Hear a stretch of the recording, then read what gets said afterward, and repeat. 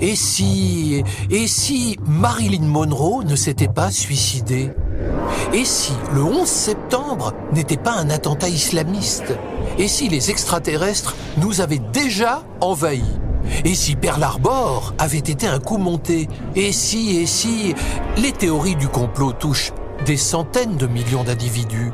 Rien ne semble calmer l'ardeur des artisans du doute. Mais comment leur répondre? Par l'histoire, en décryptant objectivement les principales théories du complot, nous mènerons l'enquête. Répondre aux thèses complotistes sur le fond pour permettre de redresser la vérité historique, tel est l'objectif de ce podcast. C'est un complot. Marilyn Monroe, est-ce un assassinat ?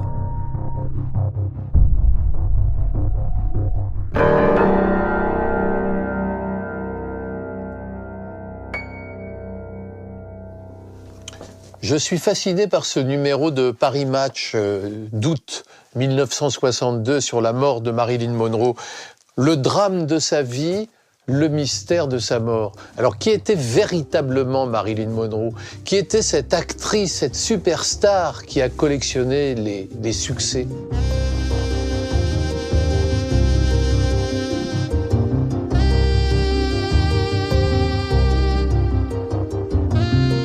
C'était la blonde, hein, le mythe de la blonde américaine dans le cinéma de Hollywood des années 40, 50, 60, même 70, elle l'a totalement personnifiée. Et par ailleurs, elle était très intelligente, très fine, très maligne. Elle savait parfaitement manier les médias, elle tombait tous les photographes qui s'occupaient d'elle, qui tombaient tous amoureux d'elle. Et donc, elle fabriquait autour d'elle une espèce de cercle de fans, de courtisans. Les conférences de presse qu'elle donnait, c'était des moments incroyables. Elle m'a souvent fait penser à Mohamed Ali, c'est pareil. Oui, ces gens tellement différents, tellement singuliers, qui ont à la fois un charisme physique exceptionnel et en même temps une tête. Marilyn a une popularité, il me semble, incroyable encore aujourd'hui. Par sa carrière fulgurante, d'une part, c'est évident, sa mort très jeune à 36 ans, obligatoirement l'a propulsée au rang de mythe. Et parce que dans ses films très populaires, elle renvoie une image de vulnérabilité, de fragilité, que n'avaient pas forcément toutes les actrices à son époque. Elle était très belle, mais elle n'était pas la seule actrice à être très belle, bien sûr. Elle avait justement ce mélange de force et de fragilité qui peut toucher énormément, c'est-à-dire qu'évidemment, elle allait séduire le public qui voulait être séduit, le public masculin, et elle touchait les femmes. C'est une très très grande actrice, Marilyn Monroe, c'est une femme qui, sur un écran, dégage une lumière qu'aucune autre actrice de son époque ne dégageait, ça c'est certain. Elle est absolument fascinante à voir, à écouter, elle savait tout faire, elle savait danser, chanter. Elle est bonne sur tous les registres. Après, c'était une actrice très difficile à diriger. On a beaucoup glosé au fil des années sur le destin tragique de Marilyn Monroe. Née le 1er juillet 1926, l'actrice se suicide donc le 5 août 1962, à l'âge de 36 ans, dans sa résidence de Brentwood, un quartier cossu de Los Angeles. Elle habite précisément au 12 305 Fifth Helena Drive. Selon le rapport établi par le médecin Thomas Noguchi, elle a succombé à une surdose mortelle d'un barbiturique nommé le Nimbutal. Voici les faits tels qu'ils ont été établis. Marilyn Monroe absorbe une dose massive de barbiturique à 21h30. Elle est seule. Alertée par son état, sa gouvernante Eunice Murray, qui rentre dans la pièce, appelle dans la nuit le médecin généraliste Hyman Engelberg, puis le psychiatre de Marilyn, le docteur Ralph Grinson. Ceux-ci tentent en vain de la ranimer. Fin de l'histoire.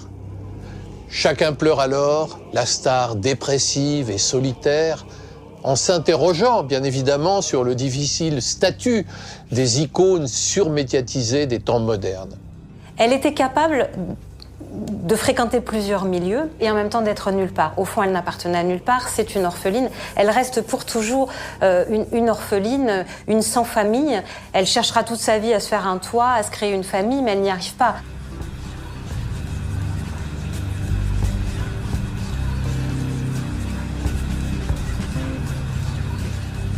Pourtant, on voit d'emblée surgir un certain nombre de théories disruptives.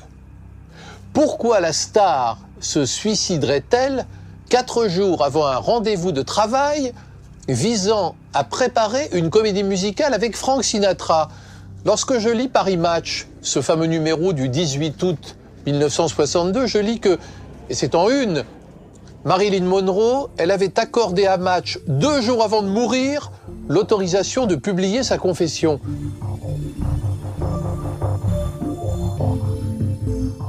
Alors, pourquoi est-elle morte subitement? L'a-t-on en quelque sorte, et c'est là qu'intervient la thèse complotiste, aidée? S'agit-il d'un crime maquillé? Quand arrive l'année 1962, Marilyn est quand même très mal en point. Elle a, si on résume rapidement, ses 2 précédents films n'ont pas marché du tout. Le Milliardaire de George Cukor déjà, et puis The Misfits donc de John Huston sont des films qui n'ont pas marché ni commercialement ni auprès de la critique, qui ont été très incompris. Elle s'est détestée sur l'écran également. Son mariage avec Arthur Miller est terminé. Ils viennent de divorcer. Pendant le tournage de The Misfits, elle a fait une tentative de suicide qui n'était pas la première dans sa vie, loin de là. Elle a aussi fait plusieurs fausses couches. Quand arrive l'année 1962, elle a quitté la côte Est et son rêve de devenir une actrice intellectuelle pour revenir en Californie, pour revenir à Los Angeles. Elle n'a plus énormément de projets au cinéma. Elle est presque... Pardonnez-moi l'expression, mais elle est presque un peu grillée au cinéma parce que plus aucun réalisateur ne veut tourner avec elle parce qu'elle est insupportable, ingérable, qu'elle représente un gouffre financier. D'autres actrices sont en train de monter. Il y a notamment Liz Taylor qui est en train de tourner Cléopâtre à ce moment-là et qui, pour la Fox, représente un budget incroyable. Et Marilyn vient d'avoir 35 ans, ce qui est très jeune pour une femme, mais qui, pour une actrice aux États-Unis, à cette époque, peut-être a fortiori, est déjà un âge un petit peu compliqué. Elle est très abîmée aussi, physiquement. On a toujours l'image de Marilyn encore très belle, mais elle est en réalité... elle a fait tellement d'excès que sa peau est très abîmée. Et on sait que sur le tournage des Misfits, notamment, de John Huston, les Désaxés en français, le maquilleur venait le matin dans sa chambre et commençait à la maquiller encore dans son lit pour essayer de travailler sa peau, tellement sa peau était esquintée. Ses cheveux étaient tellement dans un piteux état qu'elle a dû porter une perruque pendant tout le tournage. Dans les Misfits, elle porte une perruque, ce ne sont pas ses vrais cheveux. Et elle est quand même dans ce cocktail alcool-médicaments en permanence. Elle est revenue vivre sur la côte ouest. Elle est tombée un peu sous l'emprise d'un psychiatre, le docteur Greenson, qui occupe dans sa vie une place centrale, mais pourquoi aussi? Parce que sa vie est totalement vide. C'est une femme très seule, qui n'a pas d'enfant, qui vient de s'acheter une maison, la première maison de sa vie. C'est une maison un peu triste en réalité, où elle reçoit personne, où elle vit dans une chambre avec un matelas qui est posé sur un sommier sans pied, il n'y a pas de meubles. Elle a une pièce qui est la fameuse pièce des téléphones, dans laquelle elle passe sa vie. En fait, sa vie, c'est d'être avec son téléphone. Un petit jardin, une piscine dans laquelle elle se baigne jamais. Enfin, c'est une vie vraiment assez triste. Et après avoir beaucoup enquêté dessus, j'ai toujours pensé que sa mort était accidentelle. En 1970, le journaliste Frank-Alphonse Capel affirme dans un petit ouvrage intitulé The Strange Death of Marilyn Monroe, la mort étrange de Marilyn Monroe, que l'actrice fétiche des Américains aurait entretenu des liaisons successives et adultères avec le président des États-Unis John Fitzgerald Kennedy, puis avec son frère Robert Francis Kennedy, dit Bobby Kennedy, alors ministre de la Justice. Tous deux périront par la suite. Marilyn a-t-elle également été assassinée en un meurtre machiavélique habilement maquillé en suicide? La liaison de Marilyn avec les Kennedy, je crois, éprouvée avec les deux, avec John et avec Robert, donc avec le président et avec le ministre de la Justice. Maintenant, sont-ils liés à sa mort? La mort de Marilyn a suscité tant de fantasmes. Elle a suscité autant de fantasmes que la vie de Marilyn, sinon plus. Moi, en bonne lectrice de polar, j'ai toujours envie de poser la question, mais quel aurait été le mobile? Pourquoi tuer Marilyn Monroe? Parce qu'elle aurait parlé? Parce qu'elle aurait révélé qu'elle avait une liaison avec les Kennedy? Enfin, la bonne affaire. Et surtout, quel aurait été son intérêt à elle?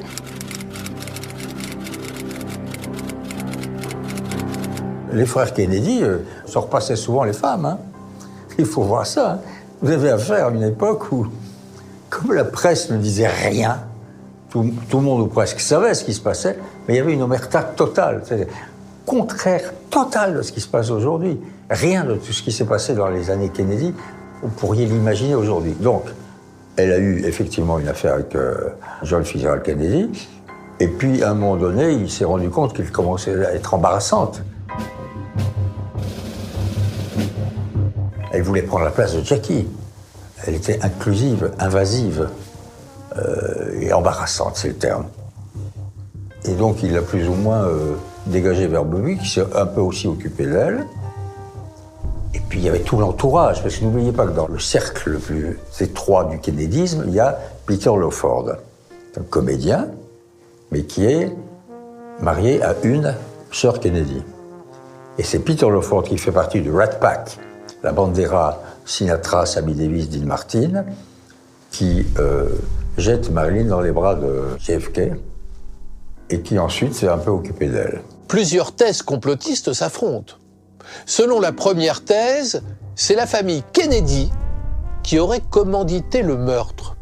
Dans 2 ouvrages, Vie et mort curieuse de Marilyn Monroe en 1974, puis Les dossiers Marilyn en 1992, Robert Slatzer affirme que l'actrice a été éliminée par des agents spéciaux sur l'ordre de Bobby Kennedy. Mais pourquoi? Parce qu'elle était ingérable et qu'elle s'apprêtait surtout, selon cette thèse, à déballer sa double relation avec les frères Kennedy.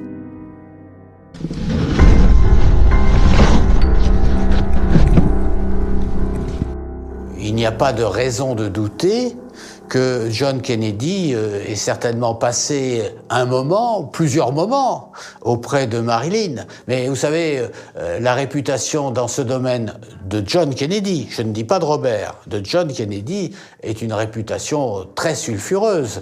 C'est un homme qui avait des besoins plus forts que la moyenne et qui les exprimait dès qu'il pouvait. Donc, ça n'est pas étonnant que l'on soupçonne John Kennedy d'avoir eu des liens avec Marilyn, d'autant plus que l'anniversaire de 1962 a montré qu'il y avait un lien très étroit entre les deux personnes.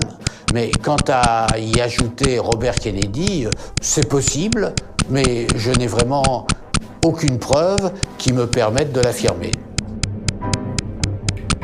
En 1992, Lenore Canevary, Janet Van Wy, Rachel et Christian Dimas, ici sont mis à 4, co-signent le meurtre de Marilyn Monroe. Les auteurs se présentent, là ça devient un peu délirant, comme des médiums ayant réussi à entrer en contact avec les âmes errantes de John et Robert Kennedy. Ils affirment que le meurtre a certes été commandité par Robert Kennedy, Bobby Kennedy, mais qu'il a été commis par la mafia. En 1998, le journaliste Donald Wolfe publie à son tour l'assassinat de Marilyn Monroe. Scénariste à Hollywood et journaliste, Wolfe complique les révélations. Selon lui, écoutez bien, l'actrice a bel et bien commis une tentative de suicide le soir de sa mort. Mais elle serait morte d'une injection d'adrénaline intracardiaque qui aurait été pratiquée sur son corps inanimé par le psychanalyste Ralph Grinson sur l'ordre de Robert Kennedy dans le but de l'achever.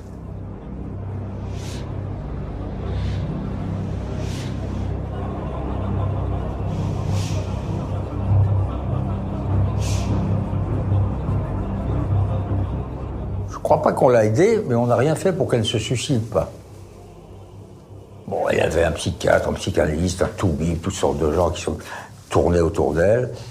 Elle bouffait de la drogue, comme c'est pas croyable, mais pas pour se droguer, mais pour essayer de dormir, pour essayer de briser ses insomnies et son désespoir, que c'était une femme désespérée.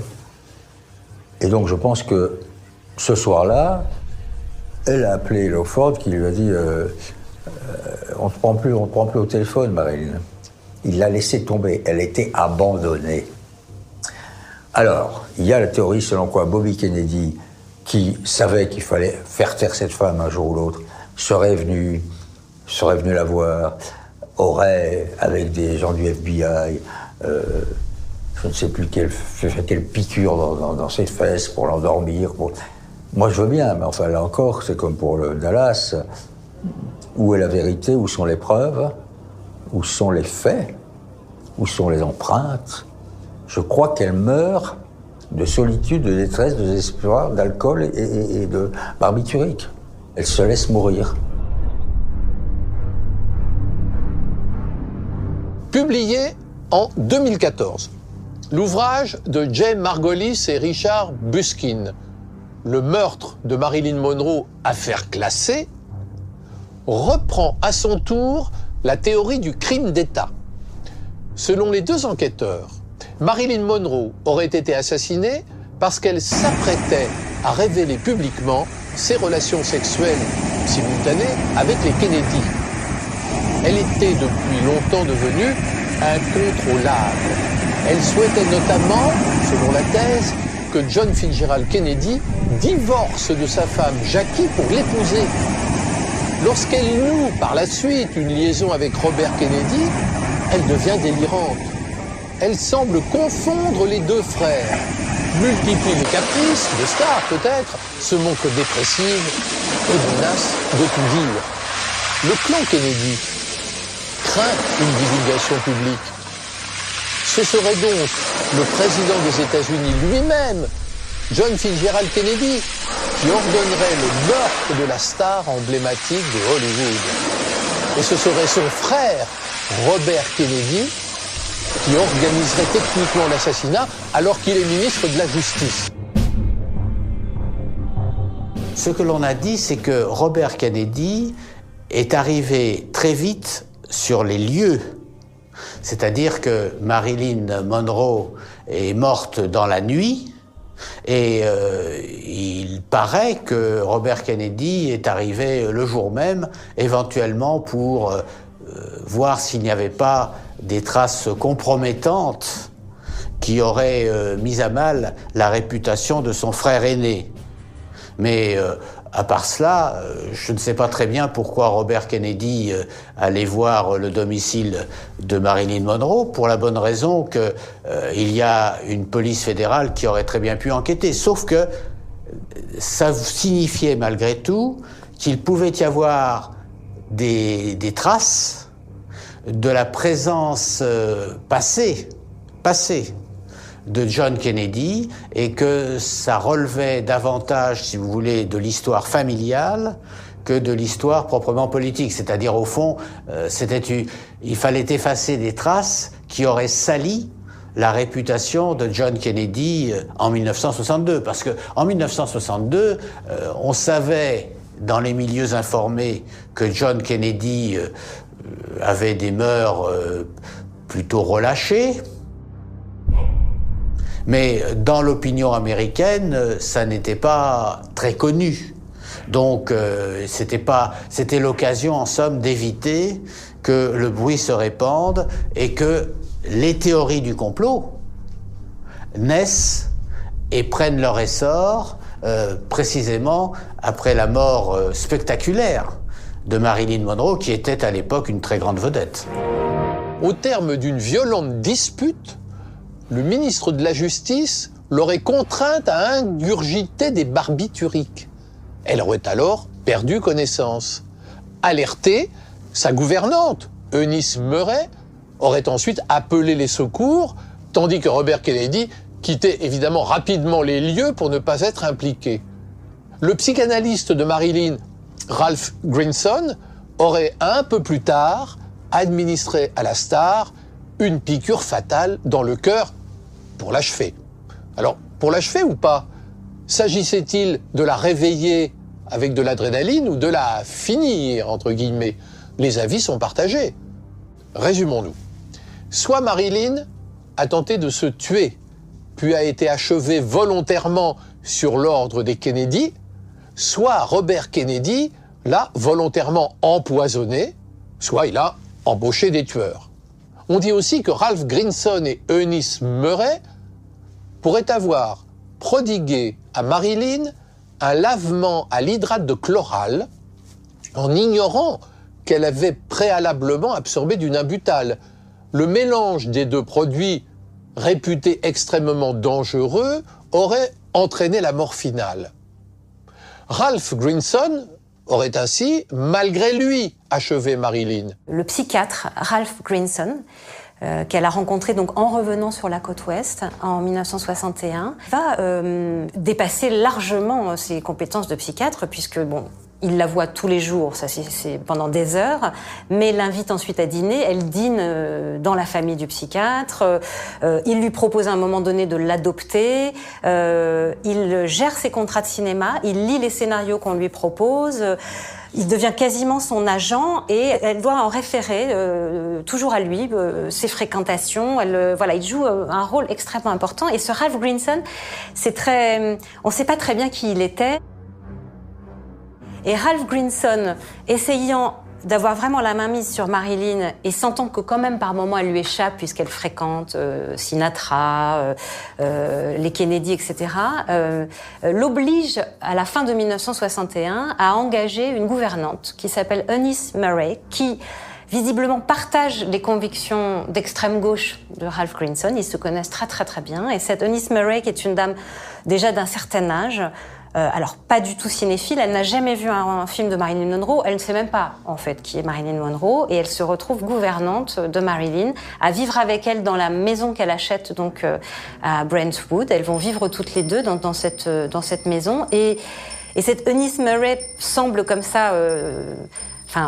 c'est un personnage de roman, quoi. Elle semble comme ça très antipathique. C'est une petite femme un peu, revêche. Et elle a l'air de surveiller Marilyn. Elle n'a pas l'air d'avoir beaucoup d'empathie. Il y a pas du tout de relation maternelle entre elles, mais alors absolument pas. Et d'ailleurs, Marilyn visiblement aurait les dernières semaines de sa vie décidé un petit peu à un moment donné où, dans une phase un peu maniaque, elle avait décidé de se reprendre en main et de faire le ménage autour d'elle. Elle aurait voulu se débarrasser d'Eunice Murray. Une autre théorie du complot circule. Dans La conspiration Marilyn, paru en 1986, le détective privé Milo Speriglio affirme que la star aurait été assassinée par la mafia en un geste d'hostilité envers les Kennedy.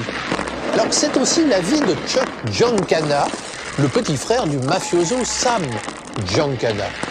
Dans un livre dont il est l'auteur, Trahison, l'histoire explosive, secrète du gangster qui contrôlait l'Amérique, tout un programme, il raconte que son grand frère a ordonné le meurtre de Marilyn pour se venger de Robert Kennedy, qui luttait alors contre la mafia, alors que la famille avait rendu bien des services au clan Kennedy.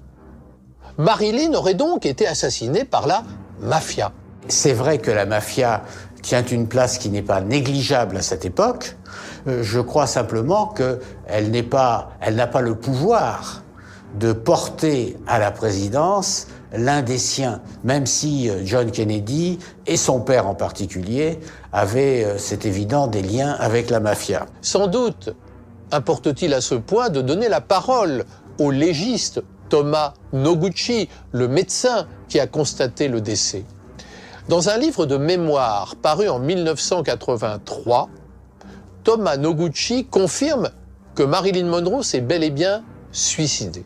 Je le cite: « Parmi les nombreuses théories concernant la mort de Marilyn Monroe, la plus répandue est celle du meurtre commis pour la réduire au silence et l'empêcher de détruire la carrière de Robert Kennedy. Aujourd'hui, comme il y a 20 ans, c'est Thomas Noguchi qui parle, je persiste à dire qu'elle s'est suicidée. Mais je reconnais que de nombreuses questions troublantes sont restées à ce jour sans réponse. On ne saurait mieux dire.